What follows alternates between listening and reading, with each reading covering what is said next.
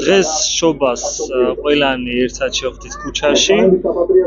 უწყვეტი პროტესტის მე-40 დღეს და ვფიქრობ, რომ დღევანდელი დღეც და ყველაზე მნიშვნელოვანი დღე ალბათ საქრისტიანოში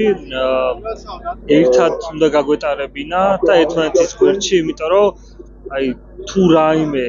ქრისტიანულ გზას აცდა, რეალურად აცდა ზუსტად ჩვენი ხელისუფლება და თითეული ჩვენთაგანი, ვინც აქ ვართ, პირველ რიგში რა თქმა უნდა მოვითხოვთ იმას, რომ როგორმე ეს ქვეყანა დაუბრუნდეს რაღაც ნორმალურობის განცდას რა. აქ აღარ არის საუბარი იმაზე, რაღაც საგარეო ვექტორი როგორ იქნება, უკვე ამის გარეშეც, ანუ რა მდგომარეობაში ჩვენ ვართ, ეს ქვეყანა ნორმალური აღარ არის და ამ ქვეყანაში ცხოვრება ნორმალურ ადამიანს ვფიქრობ, რომ შეუძლებლად უნდა მიაჩნდეს რა. აქედან გამომდინარე, ვაპროტესტებთ და ყველა დღეს, ყველა მნიშვნელოვან დღეს აქ გავატარეთ და მოგვიწევს გატარება ალბათ კიდევ რამდენიმე ხანი იმისთვის, რომ საბოლოო ჯამში თავის შედეგი გამოიღოს.